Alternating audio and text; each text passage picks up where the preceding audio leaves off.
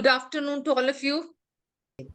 Okay, guys, before we start today's program and what we're going to do, I wanted to do a quick recap of what we did yesterday so that we can connect what we did yesterday to today's program. Okay. As you know, that this entire program is about competency management, competency mapping. So, what we did yesterday was essentially to start with what determines performance. Ultimately, organizations are what? Are very concerned about productivity, performance, because that impacts directly the business results, the profits. Okay. Now, so what impacts directly the performance? The behaviors of the workforce, behaviors which can be observed, behaviors. So now, what kind of behaviors? Those critical behaviors which are governed by the required competencies. For example, Yogesh could be a great person with great skill sets, but if he is working as what an IR manager, okay. Now, what impacts his performance? That particular behavior. What is that particular behavior? Maybe, the way he, say, grievance handling, right? Yeah. Huh? Negotiation of waste settlements. Now, how will he be able to do that? Only when he has the right kind of competences. He could be having other competences. We don't write off any human resource because every human resource has some kind of a talent. But does he have the required competencies to do the job? That's the point we are talking about, right? So we talked about two kinds of competencies. One is job competencies, what are required by the role, and competencies which the individual has who is doing that role.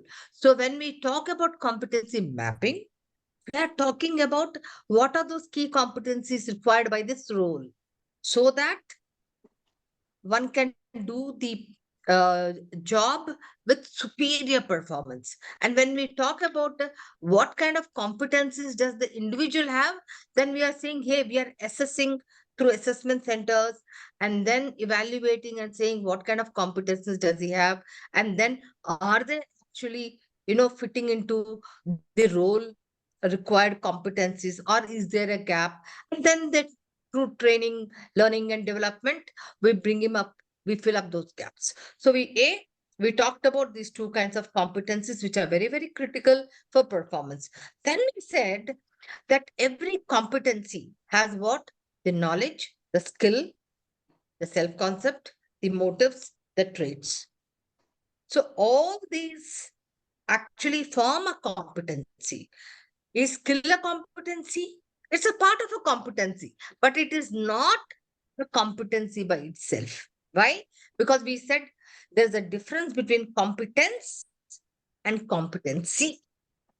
What is competence? Competence, CE, competence, ability, capability. Say, for example, I gave an example of a surgeon who has the knowledge of surgery and who also can do perform surgery.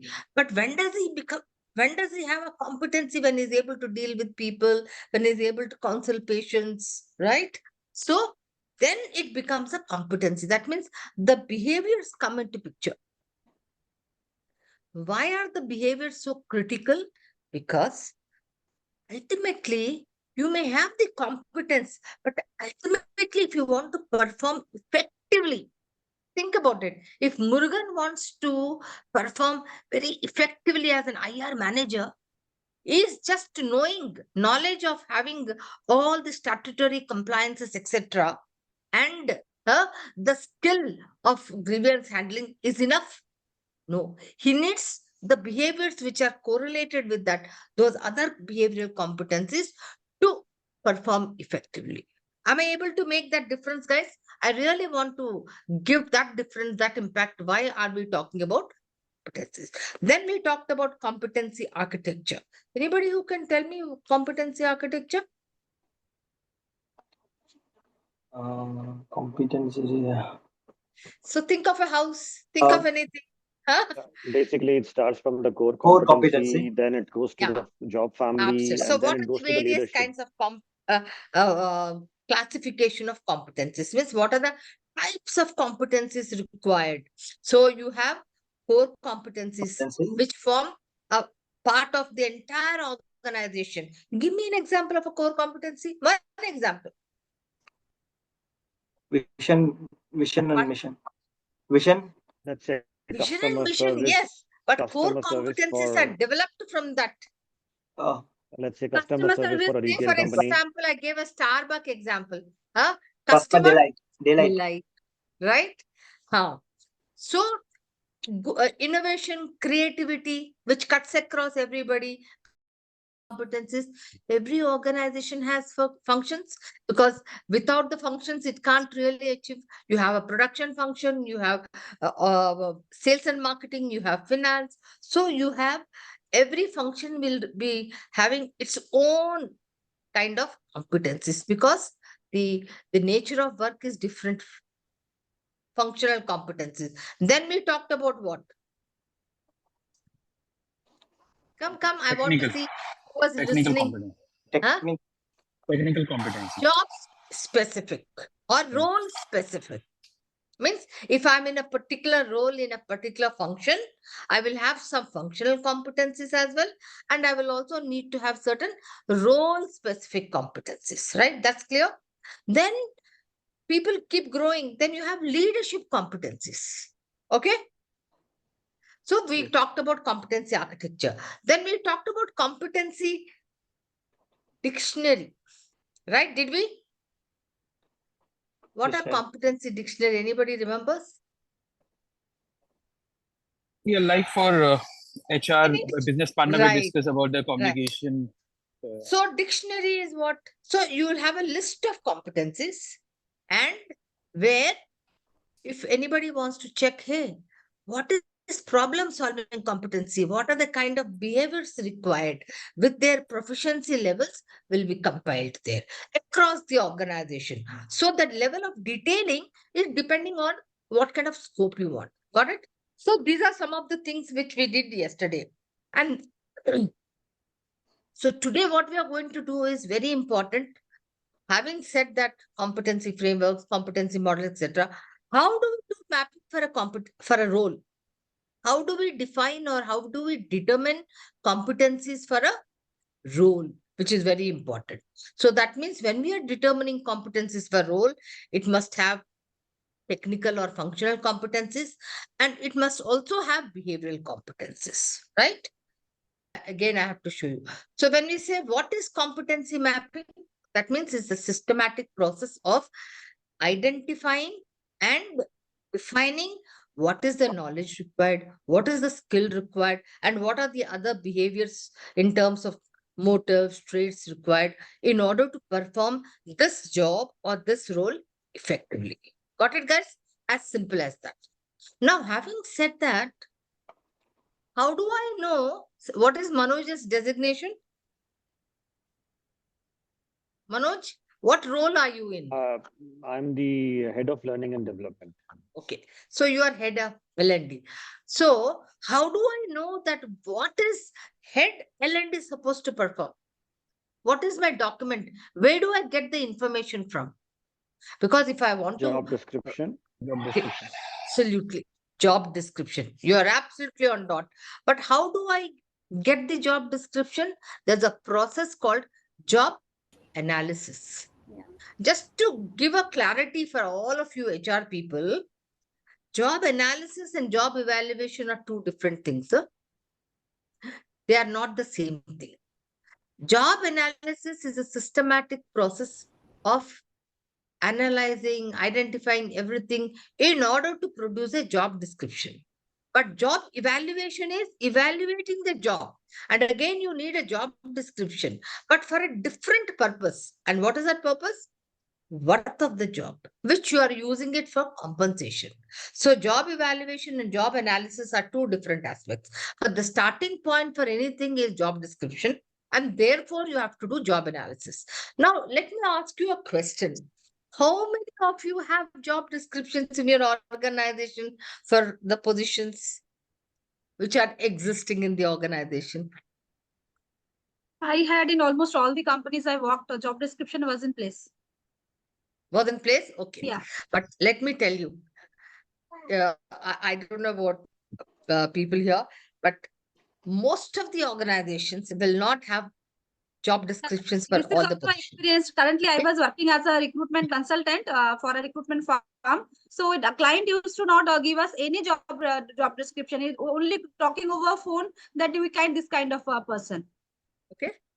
But Also, in Cognizant, actually, that is mandatory now to have job absolutely description. very important, very Yeah, important. because they have started doing the competency assessment and the job evaluation, so they have Because if you don't have a made JD, it how can mandatory. we hold a person responsible saying that this is what you need to do? Two, JDs, even if you have, sometimes they are obsolete. The guy must be doing something else, or the guy must be doing 50% more than what he's doing. Okay. So even if you have to decide on competencies, or even if you have to do a performance review, don't you think there's a huge gap? Why most of the organizations don't take up this exercise? Because they feel that it is time consuming and it takes a long time, and you really don't have people to do it.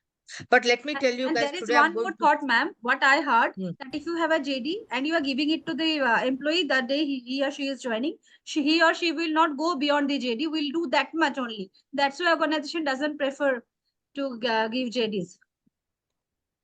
JD is important, but there is also a clause where you can always say that does not limit you from doing these duties. There's always a scope for extending your duties or giving different duties. That give Right? a clarity for the employee at least. Yeah, Murugan. Huh? Yeah, that give a clarity. Most of the organizations lacking of that only. Because if you don't give JD, there is no clarity at all. Now, because JD forms for goal setting, for everything, JD is important. Now, there's a very quick way of doing JD. Anybody who knows that? By observing the person or running out questionnaire or going through Yeah. web So search. typically, how much time does it take? It takes I mean it depends on number of JDs you want. Maybe in a particular organization you might have like 20-30 JDs. It will take around 20 days, 30 days. But when we Oh my do God. Google search, we get a lot of JDs and then we can do a mix and Okay. match. So let me give So, you a very. Nirmala ji, just to give you a practical thing, last year we did 145 JDs in the organization. Mhm, From the total of 155 JDs, it mhm, took more than a year for us to compile everything because there was back and forth meetings with the line managers. The reason was that we were involving the line managers also in the process of JD. Because mhm, tomorrow they will mhm. come up and say, I don't agree with this JD, I don't agree with this Absolutely. responsibility. So there Absolutely. was a lot of communication happened with the real stakeholders, and the project leader was actually, of course, the COO. So there was a kind of a project that we were running for 150 I CVs. totally agree. So it was quite a hectic thing, but the challenge was that one, we didn't finish. We still have more than 25 still pending. Okay. Oh my God. Huh? Um, what if Ma'am, I were to just a give quick you question, what? because Yeah, somebody was saying there's a quick. Okay. Huh. yeah, I have a quick question actually. So, uh, as we come to know that most of the organization are not putting this JD in place, so I'm just Mm. wondering if they are not putting it across, then how come they are bringing this competency in if job description is not there? If they haven't done the job analysis, then how come they are doing competency assessment? Classic So, example you have given, which most of the organizations are doing this. Huh? yeah. Imagine there is no fairness in the way they are doing things. There is no JD, huh? And then you are saying these are the competencies. So it goes by mostly arbitrary manner. Okay, senior manager HR. So he's assuming, supposed to be having these competencies. Now, at the end of the year, when you're doing a review, when you have done your, proper goal setting cannot happen. Even your training need identification cannot happen. So there are a lot of things, let me tell you guys. So if you have scope and if you have opportunity, I would recommend all of you, it doesn't take more than a week to do even 100 JDs. Manoj, I'm going to give you a very quick method. You don't even have to hire a consultant. And let me tell you, that's the first thing, quick win. If you want to gain, I'm not saying popularity, but recognition and to show your CHRO or even to your MD some kind of what is it benefit, then you must put in place the JDs. Now, how you can do them? Very easy. And I think some of you have attended my session for compensation. Also, we tell them, hey, this is the first thing. So you use something called, it's a free website. What it is? Can you see my ONET online? You can see that, right? Okay. Yeah. We Now, refer this in compensation benefits session as well. So all that you need is just put whatever job you want to put here. Okay. So I will say manager, learning and development.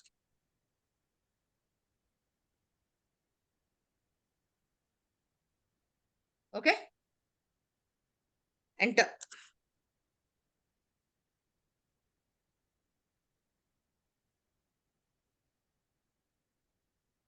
Okay.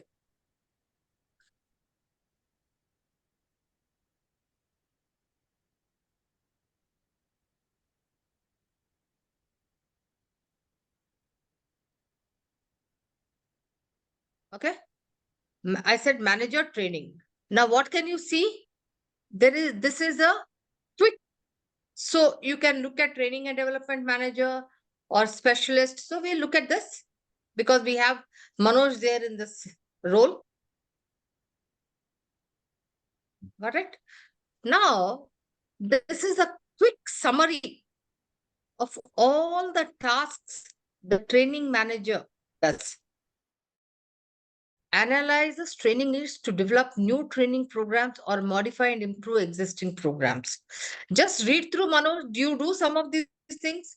Evaluate instructor performance and the effectiveness of training program. Plan, develop, and provide training and staff development programs. Prepare training budget for department or organization. Confer with management and conduct surveys to identify training needs, etc. Do you do some of them? Yeah. Yes. So yes, this is yes. only a summary. This is only a summary. Now you can ask for details. Now let me tell you, it gives you a very exhaustive list of tasks and also the technology skills and the tools used, etc. Now you may say, yes, ma'am, it's very good. Now, can you use it directly? No. What you need to do, step one, go to ONET online and put your title and pull out the job description. Next, today you have Google Forms, right? Now send it out, customize it now. The step two is customization because every organization will have different things. Customize it. How will you customize it? Don't have to send it by emails. Use Google Forms, send it to stakeholders. They could be peers, they could be subordinates, and send it to the reporting officer. What will you write there? Add or delete, which you don't agree with. Add or delete. So what happens? In a very short time, everybody will put in whether they will add, delete, etc. Now what you can do is go through, see where are the additions, deletions, you don't have to bother. But where are the additions? And then check if people have some kind of a consensus, go through one or two iterations, take it to the reporting officer, freeze it, done. And everything can be done through Google Forms. You don't have to. So you have to get a buy-in. You have to check with the role incumbent. What I mean role incumbent, if Manoj is actually in that position of training manager, you have to get his buy-in and his reporting officer's buy-in. That's it. Simple. Will you agree that this is a very easy method of writing job descriptions, guys? Please go back. In the and- process Yeah. of making job description, is it also required to take like buy-in for this? For the person for whom it is applicable, reporting manager says okay, But for the person who actually does the work, is it okay to get buy-in from him also? This is not a new hire. With already this person, you are creating a JD. You have to go through him also saying that, hey, are these the things you're doing? He may Yeah. have some kind of a conflict, some kind of a thing. Give him that scope. Only when I'm committed, when I buy in, then there is ownership in doing that job. I have added 10 more things, but Manoj says these are not the things which I'll be doing. What's the point? Huh? So that's- buy-in is very important, saying that even legally, you have committed to it. So tomorrow you will have to do it. When I have not even committed, how can you then push me to saying that, oh, you were supposed to be doing that? Right. Okay. Okay, ma'am. So HR people also have to be a little legally inclined. All right. Okay. The first step is job description. So the process of competency mapping. First of all, let me show you how does a competency map look so that you will feel good about it. How does a competency map look? Can you see my screen? Can you see my screen? Yes. Ma'am, does Yes, the no? proficiency levels have to be 5 or can it be anything as per the company's requirements? Like can it be Definitely, low, I'm going to medium, come to high? that. I'm Okay, going to come to that. Um, I'm not going to jump the gun, but okay, yes, sure. you can have a lot of flexibility. But what is the criteria? That I will tell you. Okay. Okay, okay. Should you have 5? Should you have 4? I'll tell you the criteria. Okay. Yeah. So this is typically a competency map. Notice you will have the competencies list. Then you will also have competency description for all the competencies. Then you will also have a proficiency level. Why? If I'm going to evaluate Manoj, then I will look at his competency. Why should they have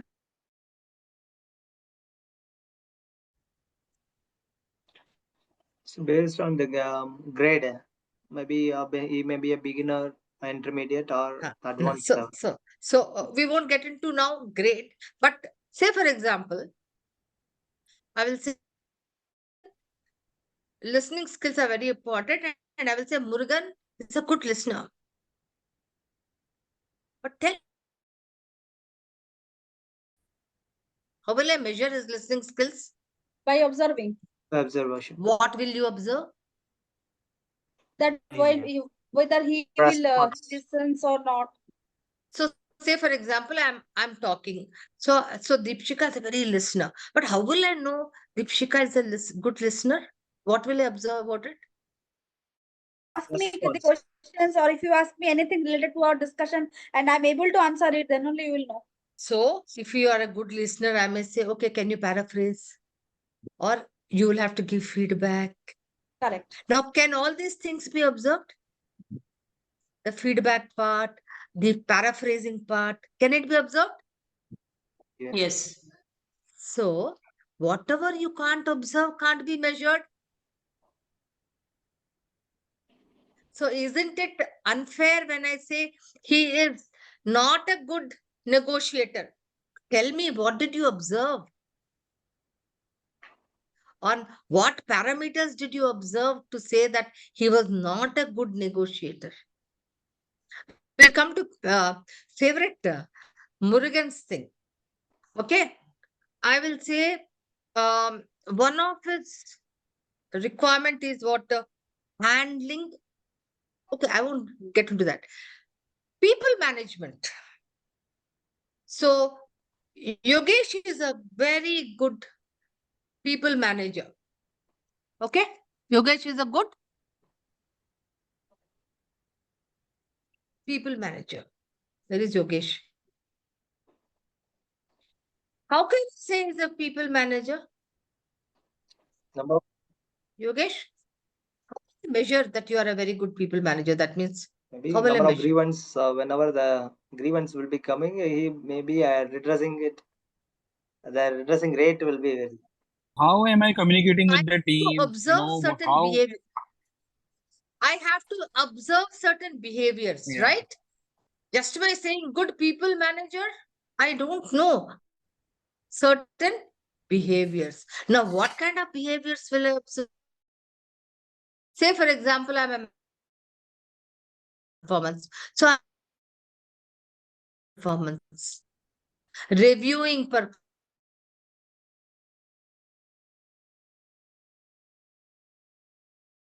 I do certain things. And for poor performance, I'm doing some, helping them out. So can all these be observed? Think about it. In organizations, we are quick to judge people without observing, without having a solid, concrete, observable behavior. So when I say competencies, why are competencies? Again, I'm getting back to they're critical because they drive critical behavior. So as a competency manager or a consultant, I have to establish what are those behaviors you are going to evaluate or assess. And therefore, this proficiency levels are required. Okay. I have to put them there saying that level 1, level 2, level 3, so that whatever behavior I have observed, I can say, hey, he was at level 2, but the behavior required by this role is level 3. Say, for example, problem solving. Okay. Now, at a very basic level, he's only solving routine problems. At a little higher level, okay, he can solve some more non-routine also. And at a higher level, he is solving complex problems. But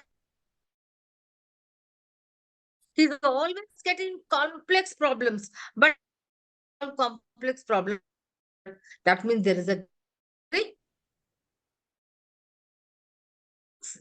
so we are getting into more of this. So this is a typical what is it called? A competency map, which has competencies listed, which have their behaviors, okay, required by the role. Now, so we were saying the first starting point is the job description, okay?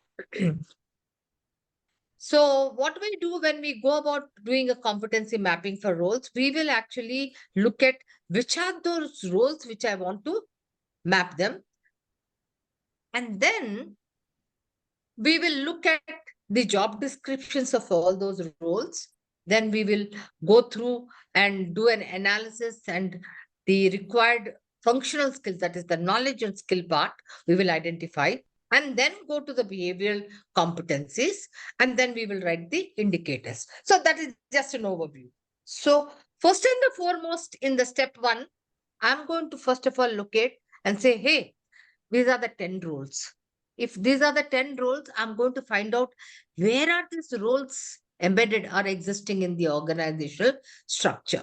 Why do you think I want to know the organizational structure also?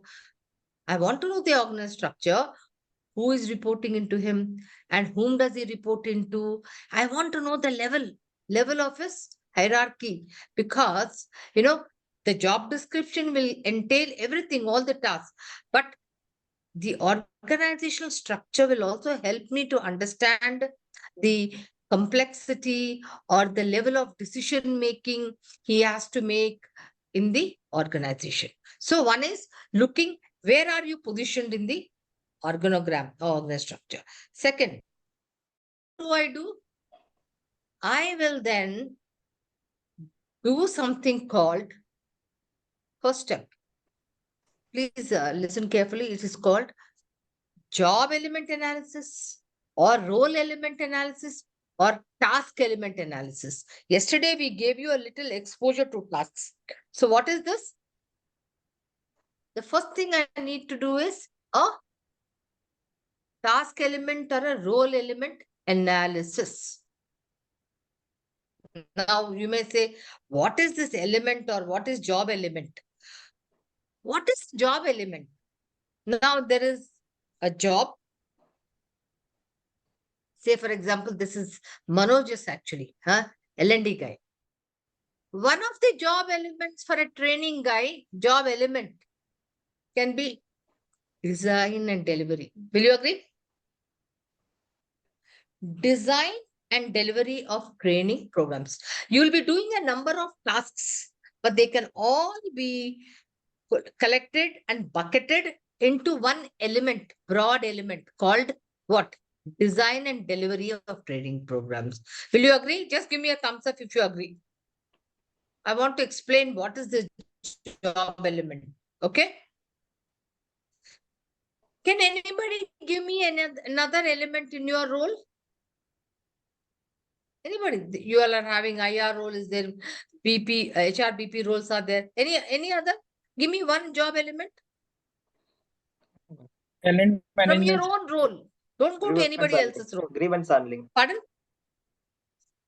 Yeah, Conflict IR manager, management. grievance handling. Then any Statutory other element? compliance. Talent management. Okay. Talent management. It is very, talent management becomes a very job element, which can be again divided into couple of more job elements, right? Because in talent management, one of thing can be even performance management also, right? So it becomes very broad. So what is a job element?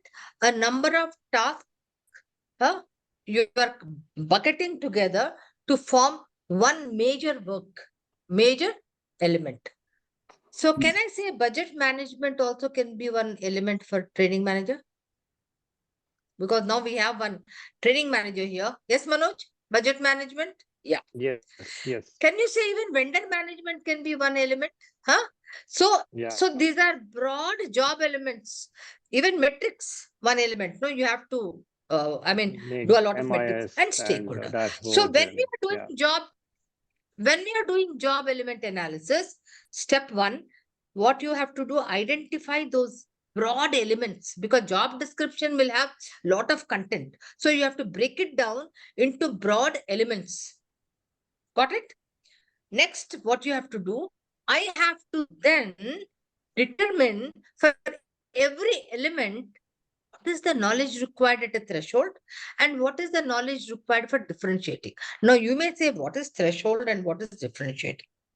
Now, threshold competency means what is the minimum level of knowledge required? Minimum level of knowledge required.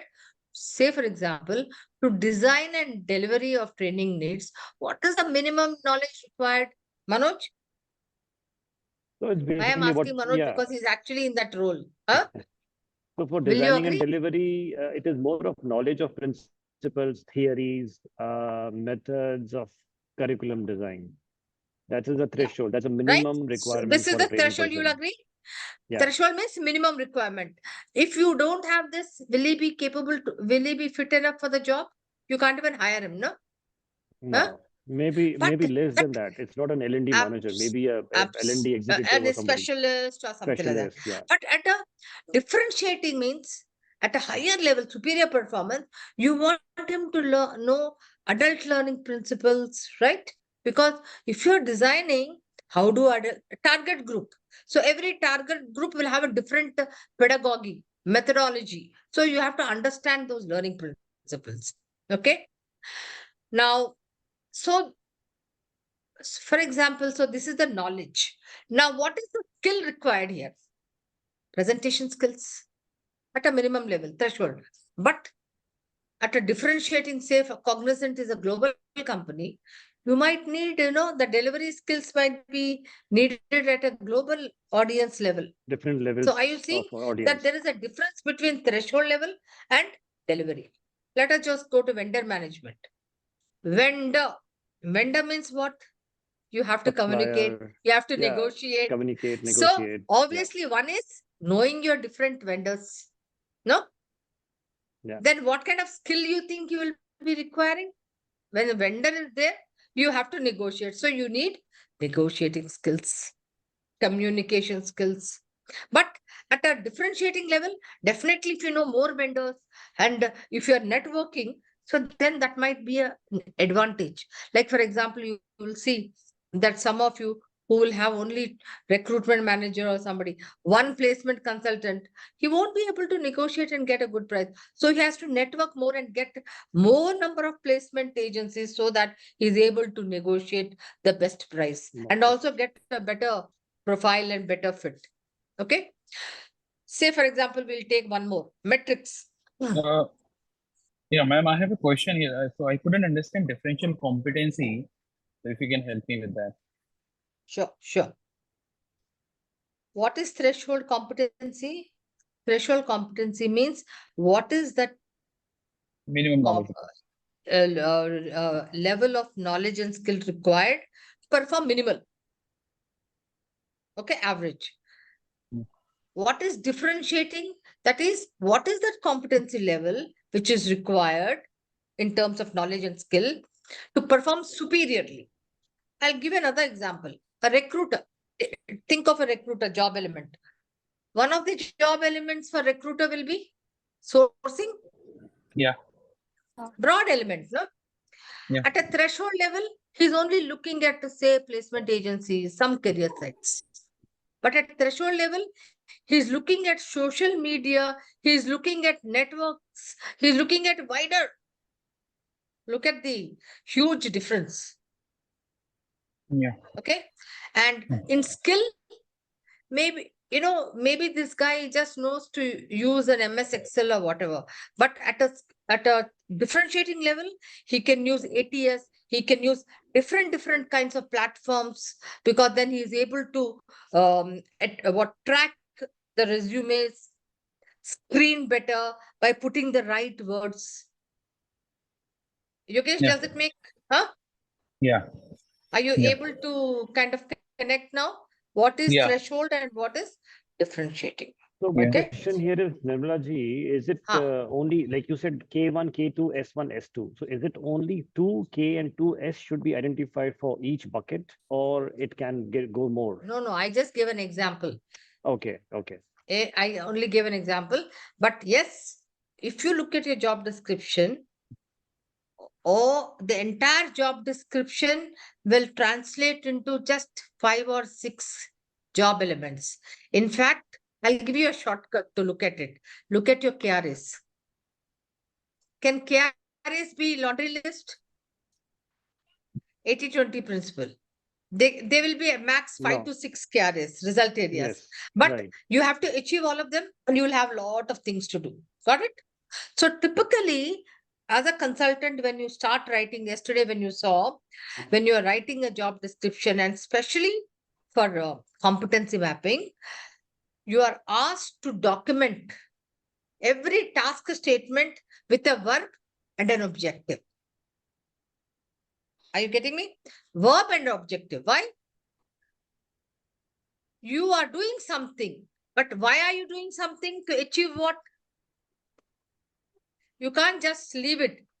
I do sourcing, but for what?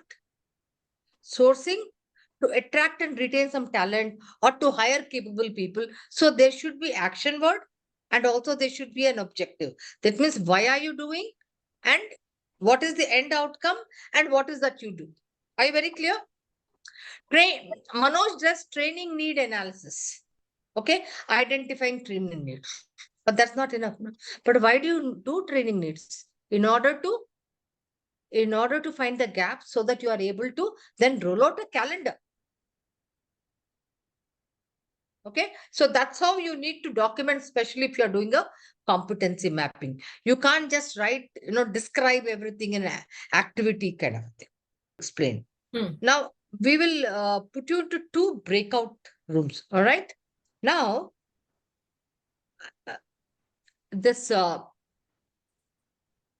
template has been shared to all of you. Now, what I want you all to do, you have a choice. Either in the group, take one role because it's very familiar. Or there is a job description of HR operations and HR business partner. So the choice is yours. You can take a role which one of you are in right now, or you can use that job description which is already there with you, HR operations or HR business partner. Okay. Having done that, please look at just 3 job elements. How many? 3 job elements. Now, again, I told you what is a job element? Several tasks bucketed together to achieve something. For example, sourcing. So what does it mean? That means the knowledge required for sourcing is what? You have to know a lot of placement agencies, career sites, etc. So the step one for three elements, for every element, identify what is the knowledge required and what is the skill required at a threshold level. And again, knowledge required and skill required for a differentiating level. So 2 or 3 job elements. Don't be ambitious and aspire for the entire thing. Just pick out 2 job elements or 3 job elements and please write the functional competencies required for that role, the knowledge and the skill at a threshold level, the knowledge and the skill at a differentiating level. Very clear? And if Photoshop, you can take a picture of this as well so that it helps you all. Okay? Easier. Say, for example, one of the job element is grievance handling for an IR manager. Okay? So knowledge required at a threshold level. The skills required. Then again, knowledge required at a differentiating level and the skills required. Okay? The groups are here. So any one of you who wants to present from whichever group? Manoj, we can go Yeah. ahead. You can Rahul, yeah, I will share my screen and Rahul can take you guys through that. Can you see my Okay. screen? First one is HR data navigation.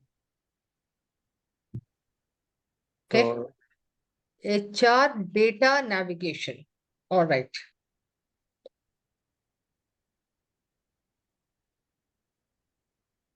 All right. Yeah. Who is taking me through this? Aye. Yeah, Rahul. Yeah, you can start. Okay, one of the aspects is taking care of HR data that involves different kind of data that could be, I mean, knowledge, understanding the common HR data, matrices, job codes, employee IDs, and the difference is knowledge of global best practices, industries, and competition. Okay. And So when you visualize this job element data navigation, that means if your entire data, HR data is there, so somebody at a minimum level should have a knowledge of, hey, how is this, data put, into yeah, various structure. codes or functions, etc., everything. So an understanding of common HR data, okay, I give it to you. Done. So at a threshold level, okay. Now, and what would be the skills? Okay, able to use MS Excel, Word. Those are basic, tech savvy things and Okay. data management. Uh-huh. In-depth knowledge of HRIS functionality. That could be the different. In-depth knowledge of HRIS. Will you put that as a skill? In-depth knowledge of HRIS. Ability to use it. to use Visualize, skill to visualize, use. yeah, visualize. Simply close your eyes and say, if this guy, I want him to actually, that means ability to use it. To use To it Use effectively. HRIS. functionality. All the functions of HRIS, right? Yes. Functionalities of HRIS. But at a differentiating level, maybe you would like him to know not only in the knowledge part you can put, and also as a skill part, ability to perform on various kinds of platforms. Because data today, if you just look at data, it's not only HRIS. For example, today performance management has gone online, digitized, or your onboarding, etc. So I think ability to work on different platforms. Data management platforms. Data management platforms. Good. Okay. Okay. So are you understanding the difference between a knowledge and a skill? Yes. Yeah. Yes, Let's see the yes, next one. HR manpower budgeting. Okay. Okay. Basic understanding of financial concepts like budget and cost allocation. That would be good, threshold good. knowledge. And then the Differential knowledge would be in-depth and expertise in cost-saving strategies. Okay. Okay. The skill would be, threshold skill will be ability to review analysis, review Of what? and do analysis Analysis of budget, what? of Cost budget. analysis? Yes. HR cost analysis? Yes. Hmm. And the differential skill would be advanced analytical skills in forecasting, forecasting via Power BI analytical tools. So that means Different you are tools. saying Yeah. a knowledge of even Power BI and here ability to use Power BI, right? Right. Yes. But Power BI comes, okay, not for budgeting, it's mostly for presentation. Okay, when you are saying, when he has to do an budget presentations, huh? Right. So skill will be here. Even presentation skills will come into Presentation play, skill. no? No, I'm just saying, huh? Yeah, it can be. It should be Huh? because differentiation for an Because HR if you are operations. doing a budget presentation, Yeah. presentation skills also should come there. Right. Okay. The third job element is team management, wherein threshold knowledge is communicating goals and expectation to the team members. One But- second. Let us say team management. Yeah. When you say team management, knowledge, communicating goals, is it knowledge or is it communicating? Is it action? That means it's a skill, no? Right. Huh? Right. Communicating goals and It's a expectations skill. to the Yeah. team members. Visualize, you are doing something. Ability to communicate, that is a skill, no? Ability to communicate goals and expectations to the team members. So just close your eyes and say, team management, what are those things I do? Then to do those things, what kind of a knowledge I require? I'm just trying to, I don't want to just peel the banana and give you, So, but I'm just trying to tell you anything. Team management, what are the various things I do in team management? okay. And then to do that, what knowledge I will require? Hmm. Right. Understanding or knowledge of setting goals. That could be Okay, okay, threshold okay, knowledge. okay.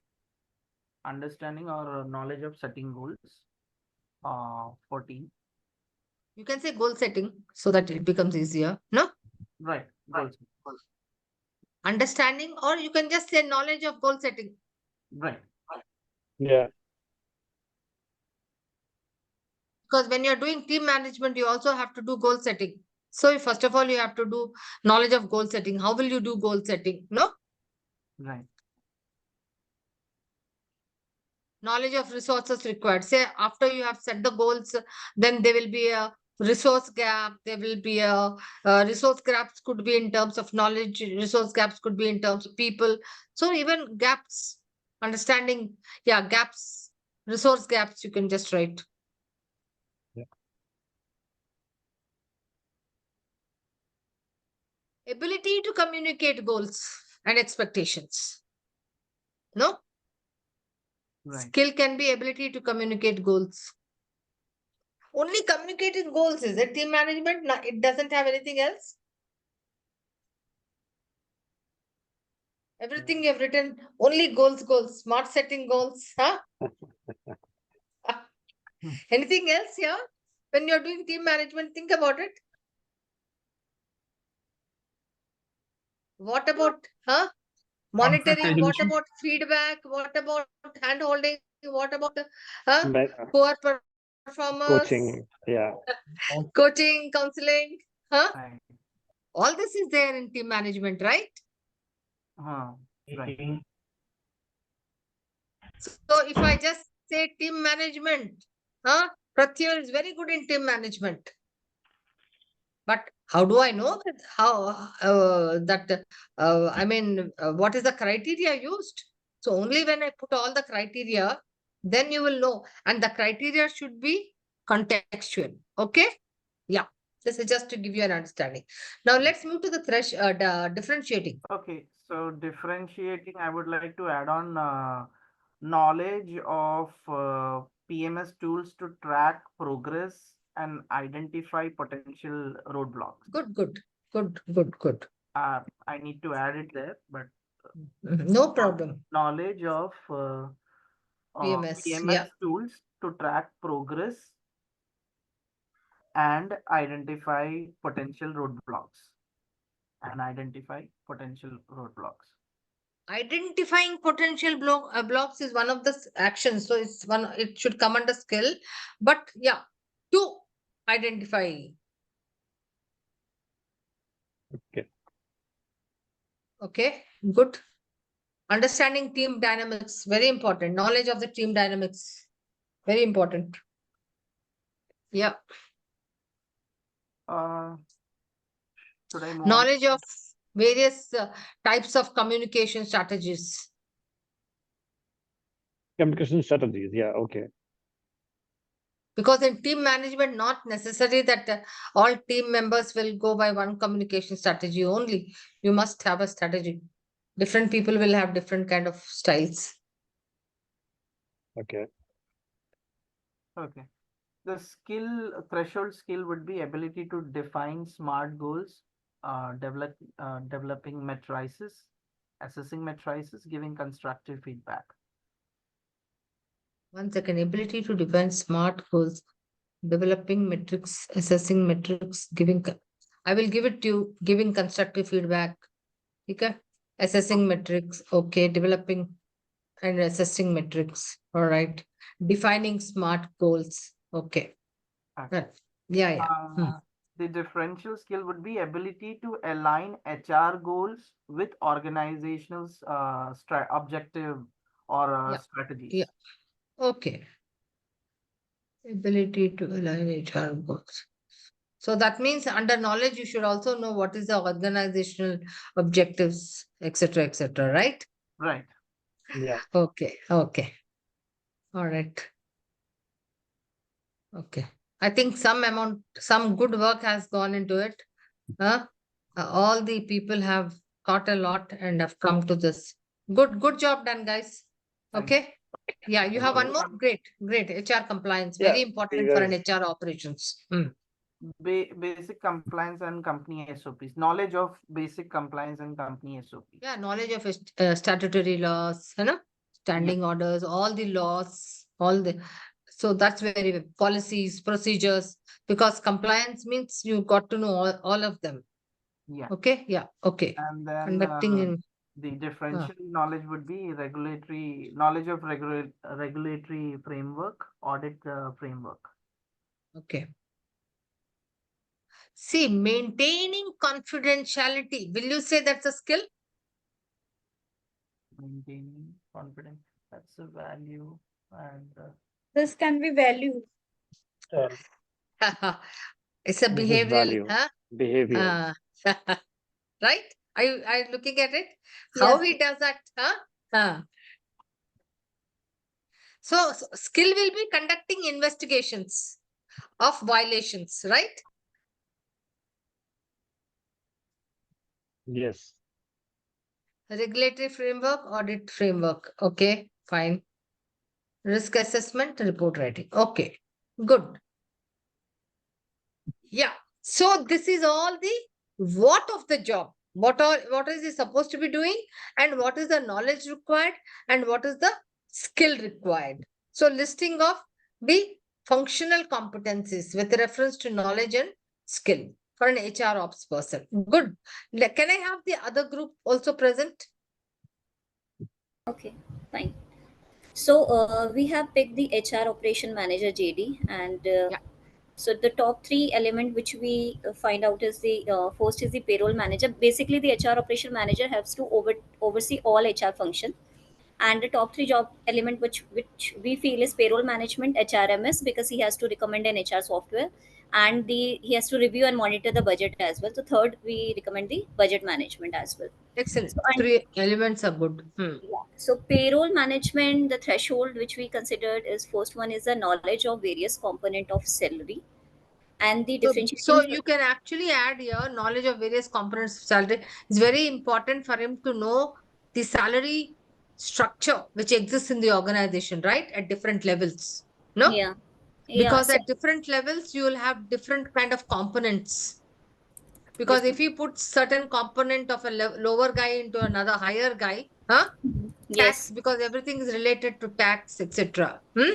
yes, Statutory requirements and payroll procedure, very important, which also will take care of, he should have a knowledge of tax, IT, no?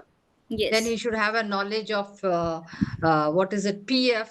He should yes, have a knowledge of ESI, yes, gratuity, yeah. no? Because All, all these are yeah, statutory PF, requirements. ESI, Okay, gratuity, the statutory good. requirement, or the factory laws Okay, are there. So, good. And and if your company is offering superannuation or etc., yes, that yes, also he should be knowing. Done. yeah. Okay, I can give it to you.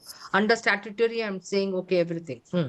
So, for the statutory part, the differentiating factor which we have taken is the excellent understanding of multi-location statutory compliance and related laws. Exactly, exactly. Multi-location and sometimes even, global. Global, Yeah, yeah. So yeah, we have good. made it as per our industry. So because our industry is like we are, our we are visible in India only. So that's why we have taken this Yeah, yeah. multi-location Now, concept. I will ask is Yogesh also a part of this team? No. Okay, I will No. just ask. Okay, okay. But Yogesh, if since you have also done the compensation part, if I were to say for a differentiating guy, what knowledge will be required here, which a minimum at a threshold uh, guy won't do?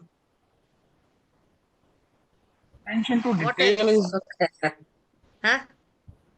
So very important for every payroll guy, for a compensation itself, that the employee at the end of the month, what he gets a net salary which is high, right?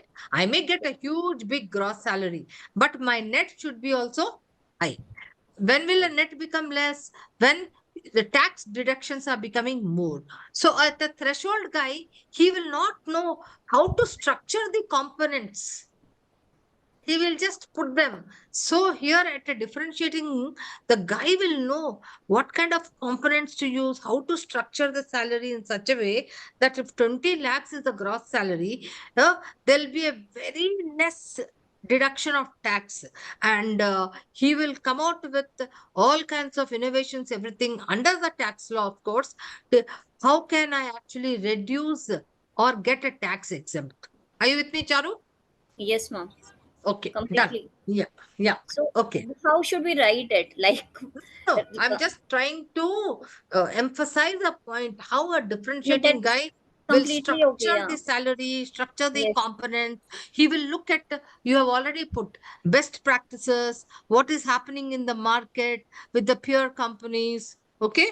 He Yeah. won't just close his eyes and just keep doing the payroll. Oh, Meritt is doing the same thing again and again. He will try to innovate. How can I give the advantage of, giving the net salary high to people or mid-level people? How can I actually ensure that the money does not go as a tax deduction, but can I actually give them as an annuity plan? So these are some of the things which will differentiate from a threshold guy. Okay, carry on, guys. This is only to emphasize how performance can be differentiated. Okay. Yes. So the skill factor we have considered is the analytical skill for the threshold, like for the basic skill, Yeah. analytical skill, Hmm. and differentiating factor we have considered here dashboards and knowledge, like Power BI, how to use Power BI. Okay. Okay. Ability Now, to use advanced Excel. Okay.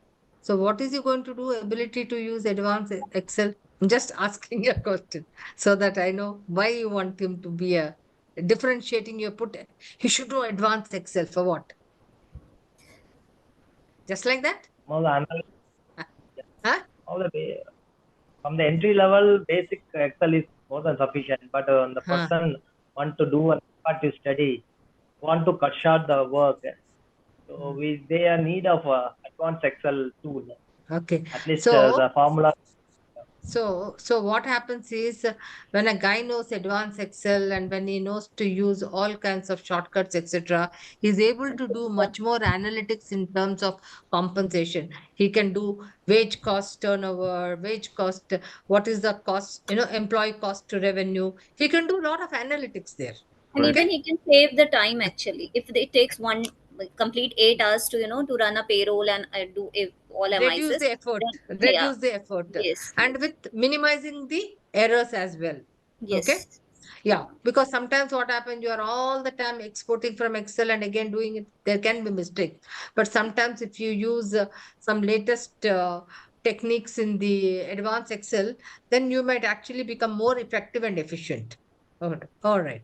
Because it's a huge data, spreadsheet playing. Okay. Yeah, good.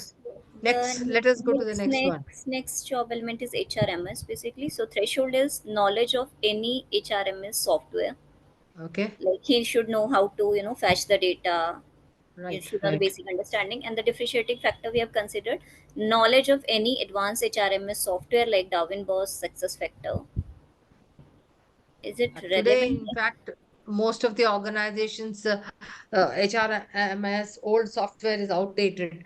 They're on to such new platforms and because in fact, at any point of time, you can actually get live data, right? Hmm. Like, for example, recruitment data live Right. as you're sourcing, this like for example, as you're sourcing, how many people are getting screened, and live everything is, and as you're incorporating data, your data is actually going, you don't have to export it, do it again. So reduction of effort and increase of efficiency. Yeah, take it. Very So good. for this as well, the person should be good with analytical skill, and for the differentiating, he should know how to. He should have no skill of making a different HR matrices and dashboard. Yeah, but in differentiating, I would also say when you're talking about metrics and dashboard, you should also just not presenting data is good enough, but you should also know predictive analytics, prescriptive analytics, so that you are able to predict. For example, you have done metrics, you have done saying, hey, month on month, I'm having a year to date attrition of 15%, 20%. You are showing as is. Yes. Okay. But Some then kind what are of you doing about it? Huh? statistical knowledge should be there also. What are you going to do about it? You are showing the data on Right. a month-on-month basis. The typical MIS report comes. Okay, so many attrited, so many hired, everything. What are you doing on it? Can you look at the data and then do some predictions? If you are Right. saying attrition is happening month on month, can you look at 3 years data or 4 years data and say, these are my peaks and these are my lows? Can I Those. actually create a what is it? Just like the marketing people do sales forecasting, can I do Yes. some forecasting and say, so that I don't have to hire people at a very high cost at that point of time, right? Right. Right. Huh? Right. We can do. So both attrition, can you see why is rehiring happening so much? Am I actually not taking the right kind of people? See, if you're having too much of rehire, so what is happening? Go at deep down level, and because you are sitting on HRMS, huge amount of data is coming out. So so the differentiating guy can actually add a lot of value by doing some predictive analytics, right? So that means you should also know some statistical analytic treatment like correlation, regression, etc. Time Okay. series. Yeah. All right. Great. Budget. So for budget management, we have considered the understanding of accounting principle as a threshold Sure. and the Hmm. knowledge of HR accounting and budgeting as the differentiating factor. Excellent. Excellent. Yeah. And here, knowledge of MS Excel and knowledge of statistical tool, or we can convert it into skill as well. Ability to use MS Excel and Yeah. ability to Unless you have present. knowledge, you can't convert it into skill. No. If you have no knowledge, you can't do it as a skill, right? Yes, Huh? yes, both First are like knowledge and then skill. Hmm. yes, Then yes. data crunching. Good job, I think. Very good job done. Yeah. Yeah. Excellent job. In a short time, I think you are able to do a good job. Yeah, guys. Okay. Thank you. Thank Yeah. you. Can you? Mm. Okay.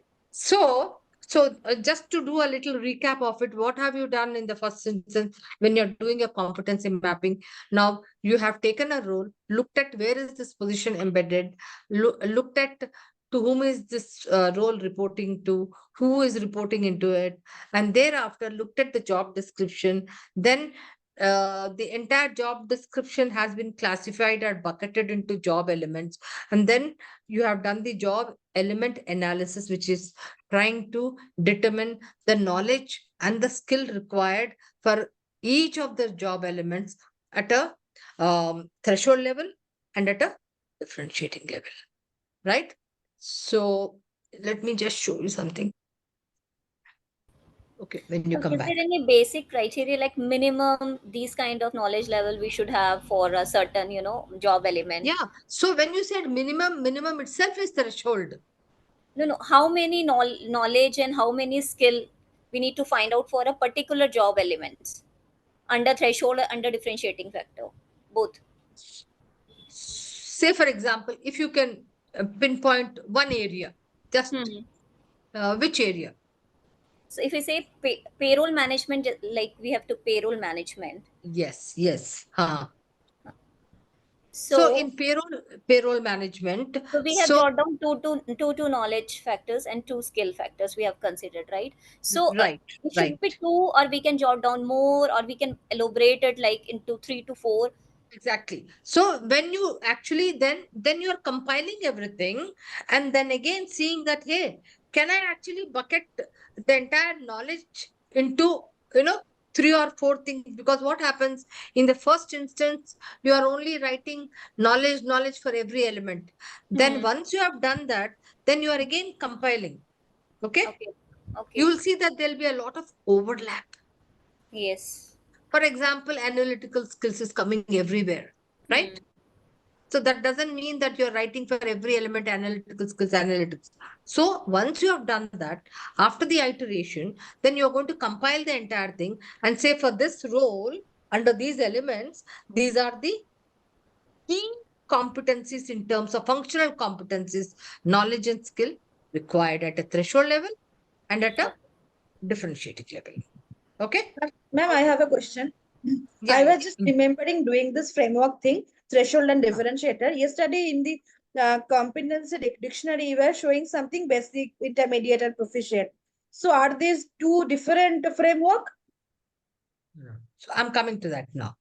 So yesterday when you saw, in fact, I will show it to you again. Yesterday when you saw an entire, so I showed you competency dictionary. Correct. Right? So what is a competency dictionary? It gives you an overview in general. It lists out the competencies. In fact, even I showed you today also. It lists listing of competencies, maybe problem solving, negotiating skills, time management. Say, think these are there: problem solving, time management, and negotiating skills. Simply by listing the skills, how will I know whether this competency is present or absent? Okay. How will I know? Tell me. Unless and until I actually also put there the behaviors. So yesterday what you saw, there were behavior indicators. Okay. Are you with me now? Yeah. Behavior indicators. Listing competencies and behavior indicators. So behavior is observable, action, specific. So then you must have seen we put them under certain proficiency levels. Yeah. Level 1, level 2, level 3. What is proficiency? Depending on the complexity. What is complexity? Simple to complex. Depending on autonomy. At a level 1, maybe, at a level 1, maybe the person does not have the, needs a lot of supervision. But maybe at a level 3, he can do everything on his own. Then you also need to look at the impact. When you do a small thing at a lower level, the impact is only at his level. But at a higher level, the impact is. So these are the various things we need to look at when we are looking at behavioral indicators. And that's how you got that proficiency level. We're going to work on that today. Okay. So these are called behavioral indicators. The behavioral indicators tell us the presence or the absence of a competency. Just by listing a competency does not tell us that the competency is present or absent. Only when there is a behavior attached to it, that is the how part, then I can say, yes, Deepshika is very high in negotiation skills because I can see her behavior at a level 3 proficiency level. Got it? Okay. Okay. So we just finished mapping competencies for the role of an HR operations manager, right? For the role of a HR operations manager, the functional competencies. Now, when you do competence, is that good enough? Yes. Is that good enough? Louder? Yeah, I can't hear. Yes, yes. Is that good enough in the sense just identifying or mapping knowledge and skills? Is that good enough? No, we need to We need to do something else. What is that? measure and Behavior analyze. indicator. Huh? So if you notice in your performance management today, earlier days, what happened, the performance management model, they would just do goal setting. This is what you have to achieve. And what we call it as what of it. But how to achieve that goal, that also becomes important.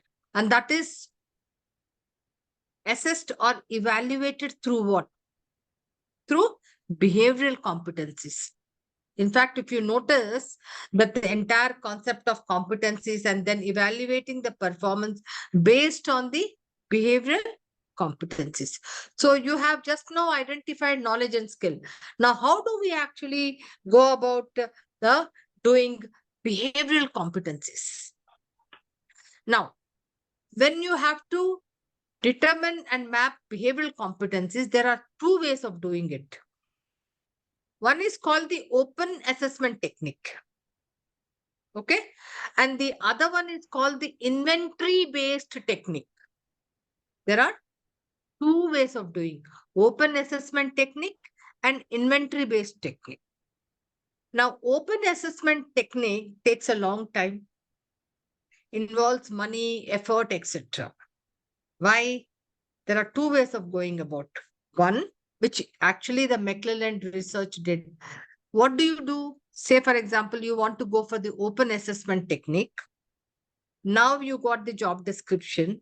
You have identified the job elements and you have also defined the knowledge and skill at a threshold level and a differentiating level. Now you will actually then talk to two sets of people. One, the superior performers, people who are in this role and performing very well, high performers. And another set of people, 3 or 4, who are average performers. Okay. Then you will talk to them about certain critical incidents. And you will talk to them, how did they do it? What did they do? How did they go about? Not just ordinary, what did you do everyday tasks, some critical incidents. Then I will actually then tape everything or write word to word verbatim. And I will start analyzing all the verbs. What is that he did? What are those action verbs? So you will find that there's a clear difference between the actions of an average performer and the actions of a high performer in these critical incidents. Are you getting me, guys? This is called Flagnanan. If you want, you can go and look at it in the Google. Flagnan, Flagnanan Critical Incident Technique. What is it called? Flagnanan Critical Incident Technique. Okay. And what does this incident technique say? I'm going to ask Manoj about 2 or 3 critical incidents, not in his personal life, but in the role he is doing, considering that he's a high performer. How did he go about? What was it? What did he do? And what was the result? And likewise, I will ask even an average or a poor performer. Then I can see a difference in terms of what is that the high performer did, which the average performer did not do. And that's how I will actually capture the behavioral competencies. Maybe the high performer had a very high analytical skills, great initiative, creativity, low person, very low on analytical skills. So I'm able to find out this, but takes time, because then as a consultant or as an expert, you have to go talk to people and do that. This is also Ma'am, called. can you give me us one example of critical incident? I mean, if someone says that no such critical incident happened in my jobs, all of average kind of, I have not encountered any critical. So how, as a HR, I will make him understand what is critical incident that I am looking for, what type of criticality I am looking for. When I say a critical incident, okay, I will give you an example of a recruiter. Okay. Okay. High performer, low performer. I will say, was there any position which was pending for 6 months? Huh? Mhm. How did you go about filling that position? Or what happened? What did you do and what did you do? Right. For a recruiter, that is a critical incident.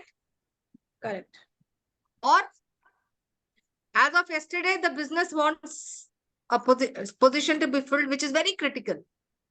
Now, what did the average performer do and what did the high performer do? There'll be very different things, no? Yeah. Or critical incident. Readiness. The L&D manager is supposed, it's a very strategic function. So, the human readiness capital is dependent on the L&D manager. For example, the CEO says, what is the, my critical positions are not ready, full in readiness, which are driving the strategy. So, is this guy just doing, every year I'm doing calendar, sir. Every month I'm actually running so many programs, so many hours, so many days per. Is that what it is? The threshold guy will be doing, no? But a differentiating guy will be doing different things. He will what? Focus on aligning his training strategy with the business strategy. Not of today, but for tomorrow. Tomorrow's future readiness. I hope Manoj is doing that, future readiness. Huh? Then his job is safe. But if he's saying, no, I'm only doing for today's readiness. Okay. So are you clear? But we are going to give a detailed technique when we do competency-based interviewing, where we will be talking about behavioral event interview, BEI. So, ma'am, I'm sorry, sure. I have a small question here. Like, if we have, 3 to 4% for a particular role, then we can do this exercise. But like in our organization, also we have one person in a key role. That is a key role for us, and we have only one person for that role. In that case, In that case, what one can do is take the job description. And if that person is working for the last 2 years, 3 years, look at his performance data, right? And if he's not performing well, he may not be a good indicator. Then start looking at some, what is it? Get some market data as well. Don't then just depend on that role. If he's so you have to look at his performance data as well. Okay. yeah. And then start looking at best practices and look at similar positions. What are the kind of, you will get a lot of information. What are the kind of competencies required? What kind of behavioral competencies are required? And then you can start, or you can tell him, hey, but if you have to do this way, what do you think is required? And if there's only one role, I'm sure there was somebody who was in that role, but who was promoted to higher role. No, ma'am. It's a new role that comes It's up a due to. new role. Yeah. When it's a new role, then please, you will have to look at the job description. Then you will have to look at certain best practices. You can also look in the market as to similar in organizations, are we having a similar role? And you can always do it. Okay. Okay. Okay, ma'am. Yeah. So depending on the context, right? Yes. Or if it's a new role, you can actually ask him some of the challenges. When you talk to that role itself, he will also come out with things. Why is that he is not up to the mark? What are some of the roadblocks he is having? So you'll be able to then cull out a lot of things from that. Questions. But you need an expert to actually then get into the nitty-gritty and details of it. Hmm. Okay. Yeah. Yes. So one is the open assessment technique. The second is the inventory-based technique. Uh, Meritt has sent you two, the TTA and the CONCOM framework. All of you have that. Okay. What is inventory-based technique? That means it is an off-the-shelf product which has a list of competencies, behavioral competencies. You can choose from there. Now that is where you can do if it's a new job. Are you with me? Somebody asked a question, no, if it's a new role, how do I do, ma'am? Huh? So now you have an inventory-based technique where you have a list of competencies and you can then cull out from there, you can choose. Now, let me just take you to the CONCOM framework.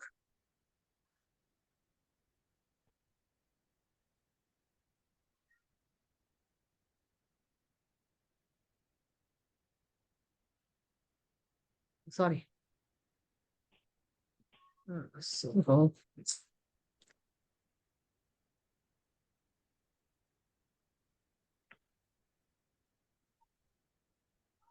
one sec.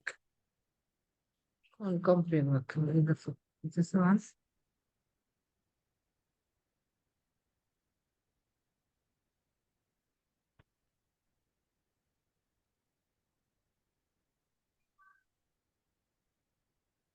Just give me a minute, guys.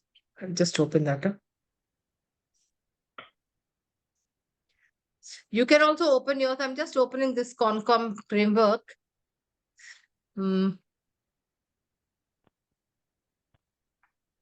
Yeah. You want me to share the Qualcomm? No, I have it. It was not opening at that point of time. Okay.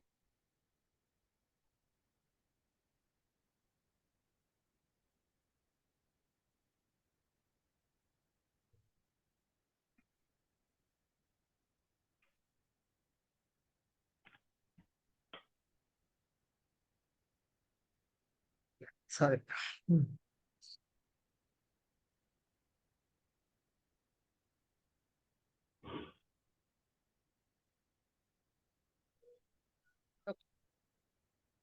So this is the inventory-based behavioral competencies. And this CONCOM is a well-researched by the Harvard professors, all right? And mostly for the service-oriented organizations. Now, as you can see, there are 4 buckets, 1, 2, 3, 4. One is the attitudes. Under attitude, you have adaptability, aggressiveness, perseverance, work ethic. Then you have people skills. Then you have managerial aptitude and team orientation. So typically, if people want to define their behavioral competencies, they can also use this. Now, this CONCOM,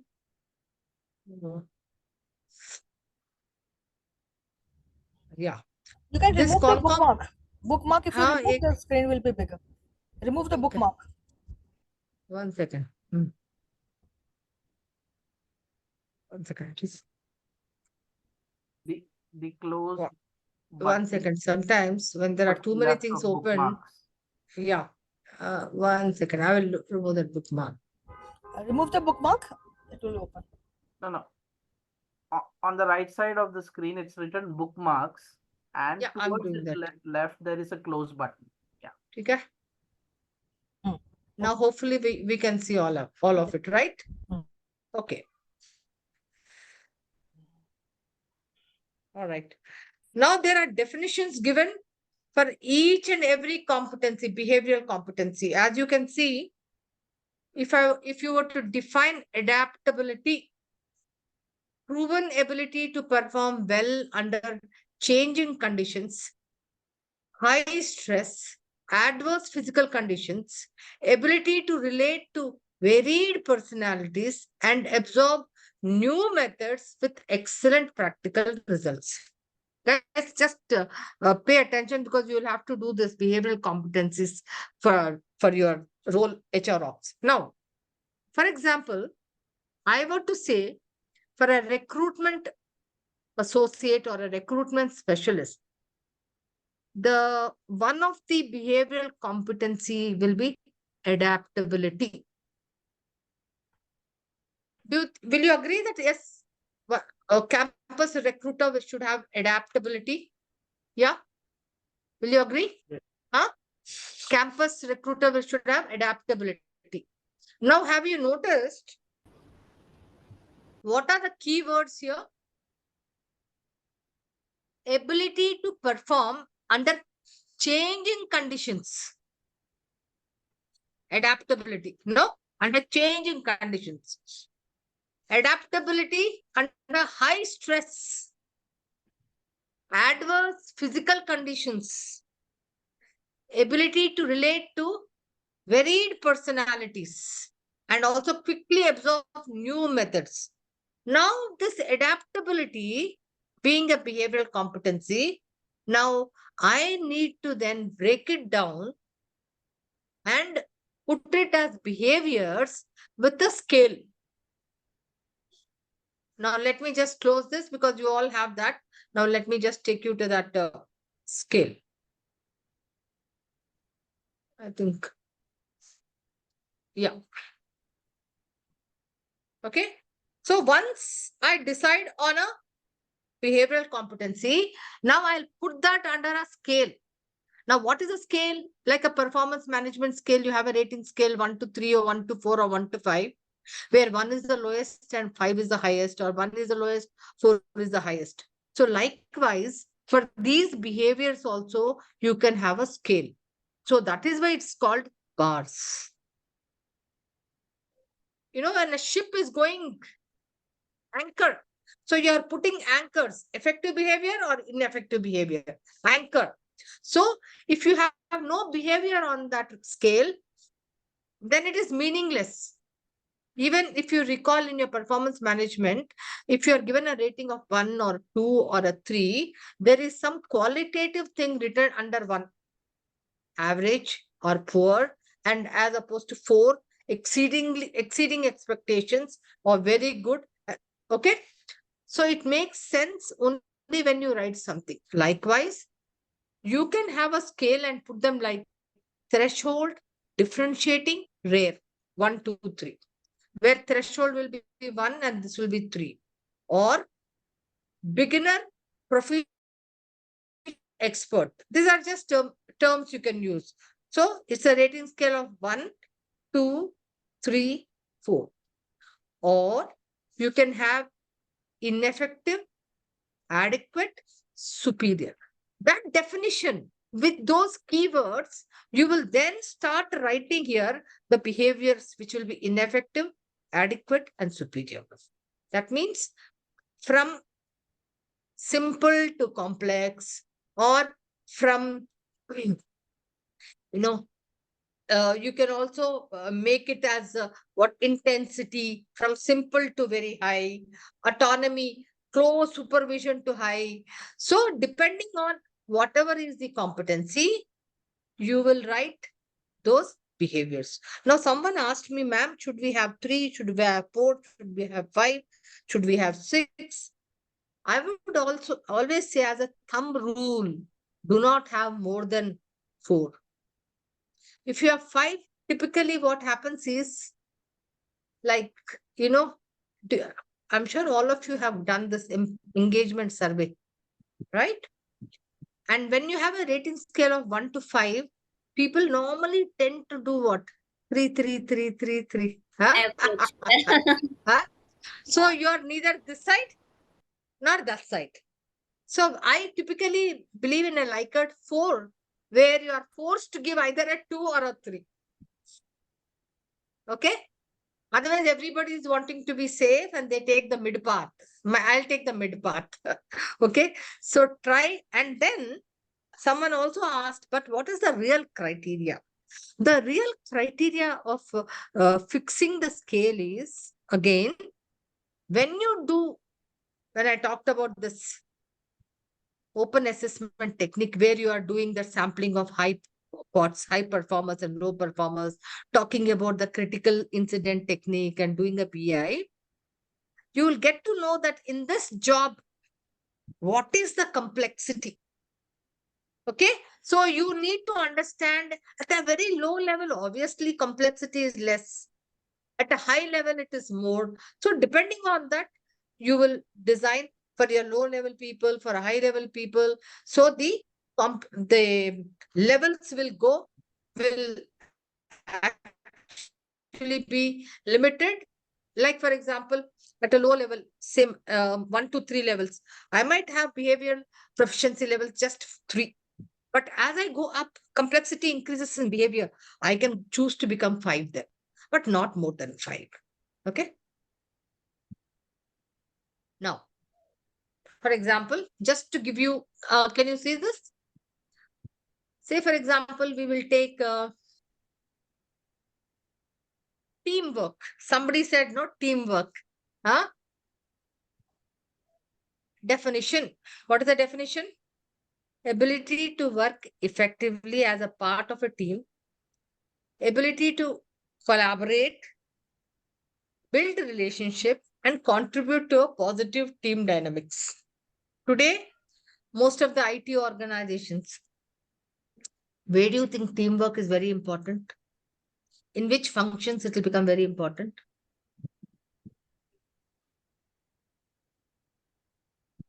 Projects. When you're doing projects, teamwork becomes very, very important because the team members are doing different things.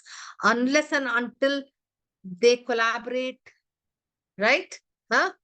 They maintain good relationships, they will not be able to achieve or close or succeed in finishing their project on time. Yes or no? Because there will be penalties. Who else will know? Yogesh has been working with Cognizant. He knows when a software people, cross-functional team has to work on a project, how much of teamwork matters a lot, right? Your own egos or bringing up somebody, helping someone, hand-holding, all those things come up. Okay? So, if I were to say that 1, 2, 3, 4, 5 levels I have put here, right? Proficiency level. Just look at the basic level and look at the expert level. Can anybody read so that I can read it? But I want to emphasize someone who can read basic. At a basic level, at a low level, at an ineffective level. Can Huh? produce basic results. No, just read this, whatever is written here. Yeah, and it is written can produce basic results. No, I'm talking about teamwork. Teamwork. Okay. So the ability to work effectively as part of a team. Can work effectively as a team. But look at an expert level. Can create a team-oriented culture. Is there a difference between the behavior at a basic level and the behavior at a expert level? Yeah, it's not about working in a team, it's about culture as well. Aligning yourself with the values of the organization. So it is much more, right? The impact is across the organization. But the impact here is at a basic level is? To the individual level. Just a team, only my 3, 4 people. Yeah. So are you now able to, at least visualize that, hey, these behaviors, when you put them on proficiency levels, how different they can be, whether it is impact or complexity or whatever. Okay, let us see impact and influence at a basic level. Yeah, somebody to read impact and influence. So can produce basic results. Basic results. That is, but if you see results. Expert, it's an industry, industry leading results. That means that person will actually try and see what's happening in the market, what are the best practices, whether locally, globally, etc. Think of it. Impact and influence, no? So definitely the behavior demonstrated at a basic level is far, lower compared to an expert level. Now having said that, now what is the task for you? Both the groups have done knowledge and skill. Considering that this is an HR ops job and this is what is supposed to be done, job elements, what are the behavioral competencies? Choose 2 or 3 from the Quancom. You have the Quancom document with you all. Choose the 2 or 3, minimum 2. Don't even aspire for 3. Choose 2 and write the definition which is already there, and then only do proficiency level of level 1, level 2, level 3. Level 1 being basic and level 3 being proficient. Very clear? What did I say? Can somebody You did. share the Concom document? I can't find in my email. No. Vilma has sent everything, Okay. Murugan. Everything. Yeah, that's in the Huh? WhatsApp. In the email Everything is In the there. or WhatsApp. in WhatsApp? On Yeah. the WhatsApp Yeah. also. Okay. Please check Okay. WhatsApp. You have Also. everything there. What do you need to do, since we can't do open assessment technique, which is a BA, which we will be doing in CBIS. What you need to do is now, when you go into your breakout rooms, choose 2 behavioral competencies from the Qualcomm. A ready definition is given there, but competencies which you think are applicable to this job elements and this role, and create proficiency levels. Very clear? Create proficiency levels. Just give me a thumbs up, guys, please, saying that yes, it's very clear. Huh? Okay. Or if you want me to show, if you want me to show you some more examples, I can show you so that you are able to do it very clearly. You want me to show some more examples? Yes, no? Yes, one more. Okay. I will share these documents with you all.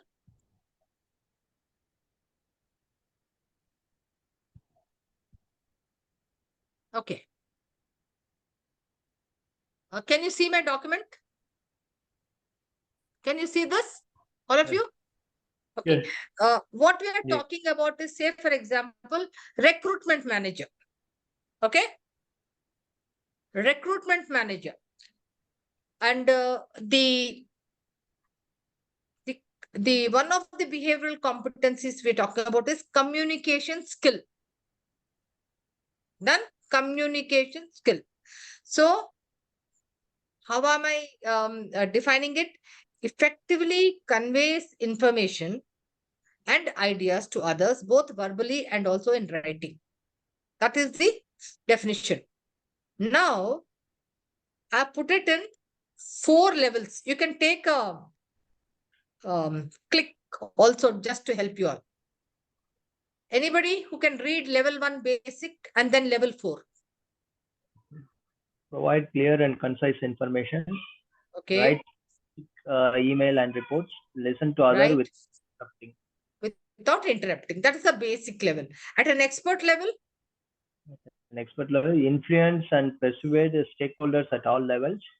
Represent the organization in high-stakes negotiations and public speaking. Develops and implements comprehensive communication strategies. Is there a difference between basic and expert? Yeah. Yes, right? I will show you another one. Relationship building. Okay. Decision making. Recruitment manager. One of the behavioral competencies required, decision making. Makes informed and timely decisions, considering the implications and impact in the organization. Okay? You all agree with the definition? Huh? Informed and also timely. Now somebody read basic. Make simple decisions related to own tasks. Seeks guidance for more complex decisions.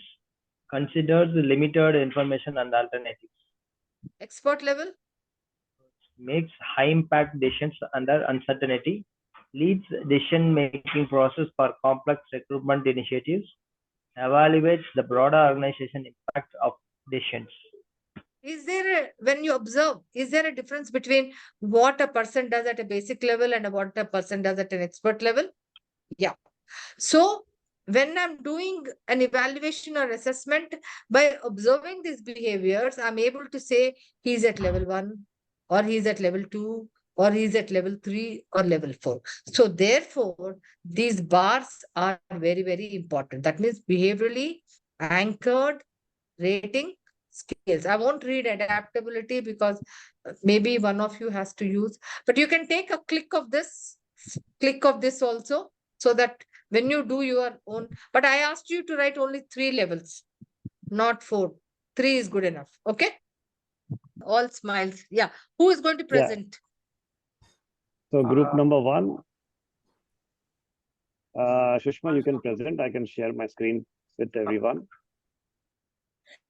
Yeah, ma'am. So we took two competencies, one under people skills, which is communication, and one under managerial aptitude. And for that, we have taken delegation. So starting with the first one, which is communication, we have done the 3 levels. The first level one, which is like your basic level, is the person can communicate basic ideas, can listen actively, and resolve entry level conflicts. By entry level conflicts, we mean a basic conflict between two people, that sort of a thing, because communication skills are at a minimum level.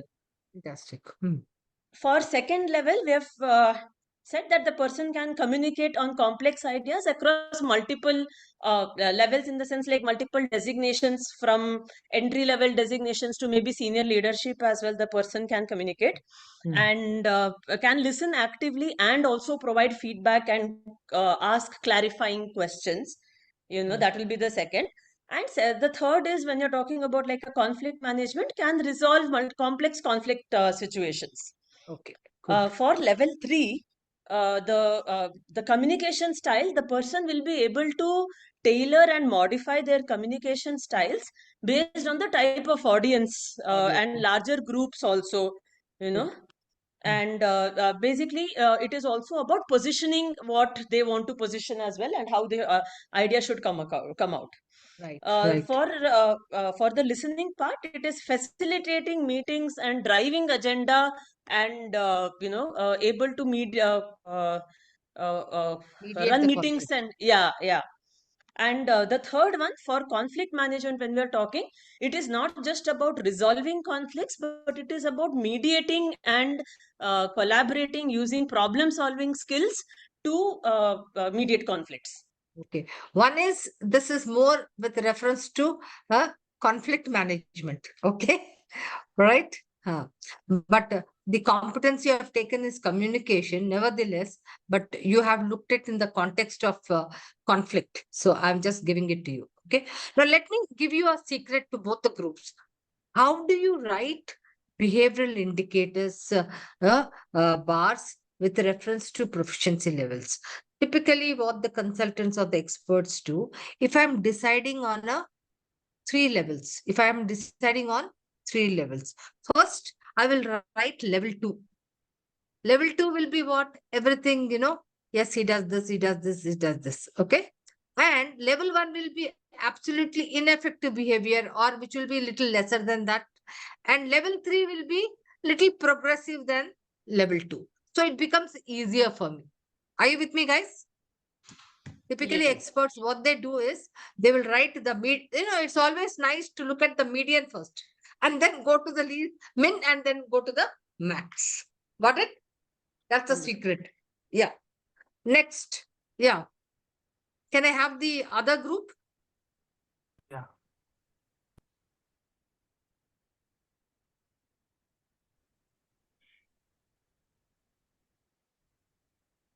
My screen is visible.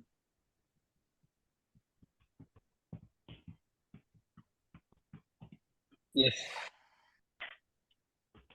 Even the other group has taken communication, is it? Huh? Yes. Okay. Okay. Okay. So looks like all of you are going to become experts in communication. Huh? Now that you know level 1 will be this and level 2 will be this, you will try to be at level 3. Okay. Yeah. Who is presenting? Okay, I'll go ahead. So we have chosen people skills in that communication, and level 1 is wherein can clearly convey basic information in writing and verbally, Okay. and struggles in to articulate in complex ideas and tailor communication. Intermediate communication is can effectively communicate clear and concise messages, example email, presentations, meetings, and can adapt to two different Audience. audiences. That is technical language for HR professionals and for employees, a simpler layman terminology. Very good. Advanced communication is wherein the person communicates with person in role communicates with the stakeholders, internal and external, conveys complex information. Your concise, engaging manner. Very good. Tailors communication to diverse audience, considering their needs, backgrounds. Very good. And preferences. Good. I think I give it to you all. Very, very well done, guys. Okay, good. Yeah. Okay. So we learned how to map competencies, both in terms of the functional competencies, that is the knowledge and skill, and also how to map the behavioral competencies, which we call them as bars, behaviorally anchored rating scale. So the behavior bars can be written based on the complexity, based on the impact, based on the autonomy. You can actually then describe and make it descriptive in terms of the levels required, whether you want them 3 levels or 5 levels. Okay. Having said that, now you have seen that how these behavioral indicators become very, very critical, because just listing competencies is not enough, because competencies will translate into critical behaviors, required behaviors, which will give what? Superior performance. So when we talk about a competency framework, as you can clearly see, every organization, what is a framework? It is a model. It is a kind, they want to see whether there's a linkage of my vision. Is it translating down to what I really want into performance and productivity? So what is that? So the every organization has its own mission, vision, values. Agreed? Every, what I mean, vision and what value Tatas have may be different from Reliance, may be different from Google's. Okay. So it depends on the focus. So based on the mission, vision, values, you will then craft your business strategy, right? You will craft your business strategy depending upon what are the offerings in terms of product and services you want to give to your customers. Is that, am I right?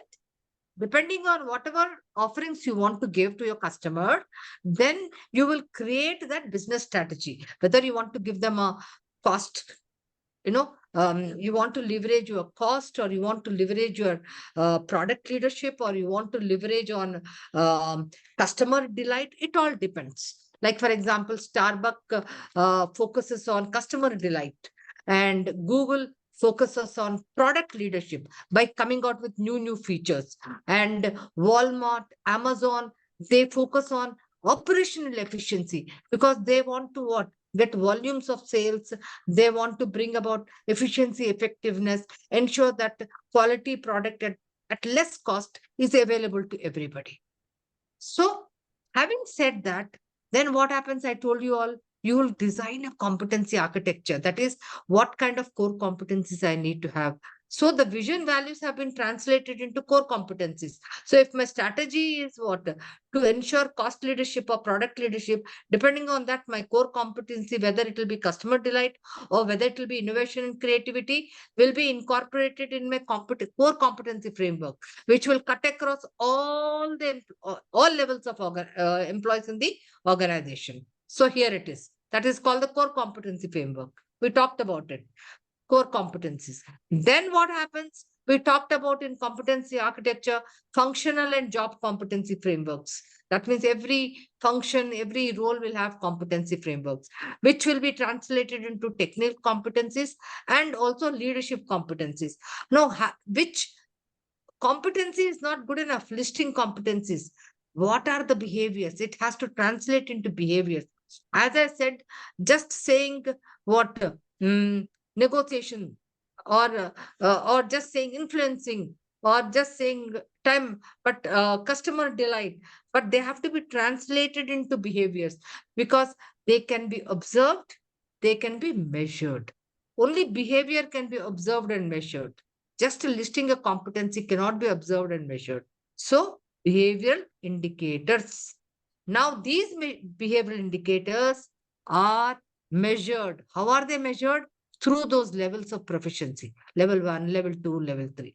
Now, the behavior required for the role is level 2 for negotiation skills for a procurement manager. But the behavior he is demonstrating is level 1.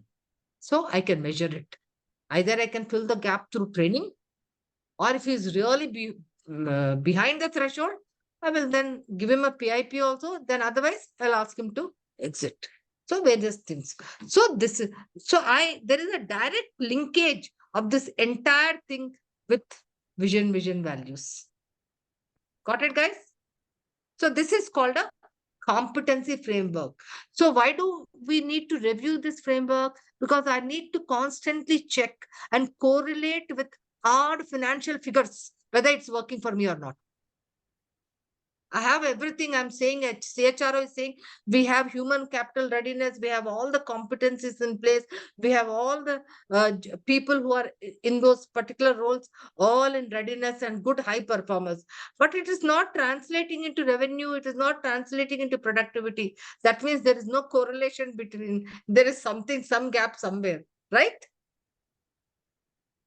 So constantly the top keeps reviewing it. Keep getting information from bottom and we are reviewing it. So this is what it is called a competency framework. So what is that? If I were to ask one thing you have learned, one or two things, anybody, I'll just ask 2 or 3 people and then we can close the session. Yep. I know it's late for you guys. Yeah. Just 1 or 2 people can tell me. So what is that we learned today in this session? Yogesh? Actually, I understood the entire framework right, because I have been part of those activities, but I couldn't understand at the time, why they are putting down all the values, then why they are putting the core competency. I can show it to you, maybe separately. Yeah. So now this model, then balance scorecard will be mounted on this, and then you will check where are we going wrong. Okay. Yeah. Because balance scorecard then cascades down from the top, and as a performance management, it cascades down to the lowest, that is the roles, individual roles. They can see a line of sight from what I'm doing with the organization. Okay, let me ask, Manoj will say, why is ma'am after me? She's all that, because I can only see you there. Yeah, Manoj, tell me what's the takeaway for you today? No, that means I'm lucky also. Okay, see, for me, I think the framework, I think I will still go with Rahul. I think he was saying about that the logic of this framework is actually critical. So now I have got this idea of the flow. And plus the bar activity gives us more, gives me more information of how can we have different levels, because typically we have these things in the company, but sometimes, there's always a thought process about why this point is level 1, why level 2. So I think this is more clear for me now. As is required what you want, right? These behavioral indicators are very, very important. Good. Dipshika, you want to add something? Yeah, ma'am, this levels, threshold and differentiator, or the whatever this bars activity you have just now have done. So it has given me a clarity, like what is the like levels and all, how we can judge on the behavioral parameters. The high pots are always exhibiting differentiating competencies. Right. High potential people, high performers in the organization, which is typically 20% of the population. They're always demonstrating the differentiating competencies. That's why they are able to stretch and they are able to look at the bigger picture, etc. And we want to retain them, right? Correct. Okay. Yep. So with this, we close the competency framework and competency mapping, and we move on to the assessment center, which is also a very, very critical session, because now we looked at what are those competencies and behaviors required by the organization, by the roles. Now, in the next session, what we will be looking at is, hey, do the people have these competencies? And then if you don't, what do? How do you assess them? You do an assessment center, you do a developmental center, whether it is for promotion, whether it is for succession planning, etc., etc. Or how do you keep your human capital ready, which is called human capital readiness? How do you do that? Okay. So, hey guys, yeah, somebody wants I to. just Yeah, have a small question. Like, if we come to the TND partner, training and development, so right. against each competencies, we have some desired rating, right? And then we evaluate the actual rating of that person. So, how come this desired rating doesn't reflect in the actual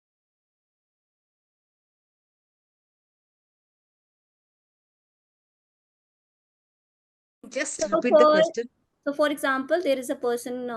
I said HR manager. HR manager role is there, and the competency is communication skill, and the Right. desired rating 1, 2, 3, 4, and the desired is 4. Mm-hmm. So how do we decide the desired competency level? Okay. So you are saying if I have to actually map competencies for an HR manager role, and I'm Hmm. mapping communication, a behavioral competency Yeah. with level 1, level 2, level 3, level 4, and I've said Hmm. yes at a level 4. How do I Hmm. do that? So Hmm. typically what happens when you are mapping, when you're doing a competency mapping, you will Hmm. take the performance and you'll discuss with the high pots. Hmm. You'll go through some critical situations and you'll see their actions and to what extent this, say, communication has been demonstrated by this high performer. So that becomes my standard. Why do you see? Ultimately, I have to create certain standard. Score is nothing, desired level is nothing but a standard, right? You're Yeah. creating a standard. Now, Hmm. from where to create standard, there are two ways, either internally or externally. Like, for example, I want to know market salary, whether for an HR manager, I'm paying 15 lakhs, but I want to create a standard. Then you look at market data outside with a similar job description in the market, in a similar industry and say, hey, but they are paying 20. Are you with me? Hmm. Likewise, you're trying to create a standard and whom are you taking? You're taking a high performer and Hmm. talking to him with the critical incident, not any. Now Hmm. you are writing communication skill competency. So you want to actually talk to him and give me a situation, okay, where you demonstrated communication skills. You are specifically asking for a competency, leadership competency or negotiation competency. You are not asking for a vague situation. You are asking specific to that competency situation. Are you with me? Yeah. So this activity we have to do along with this competency mapping now. Yeah, then only it Because will become then very only we can, contextual. Contextual. Otherwise, it yeah. will become like Google cut, copy, Huh. paste, and then that's it. And people No, won't no. buy. Role wise competency mapping plus giving them a desired rating. Yeah, absolutely. Absolutely. You have to create a standard by internally talking to your high performers. Yeah. Okay. Yes, ma'am. Okay. Okay. Okay, guys. Thank you so Thank you. much for your patient listening and also participation. Okay. Have a nice weekend, all of you. Take care. Thank you very much, ma'am.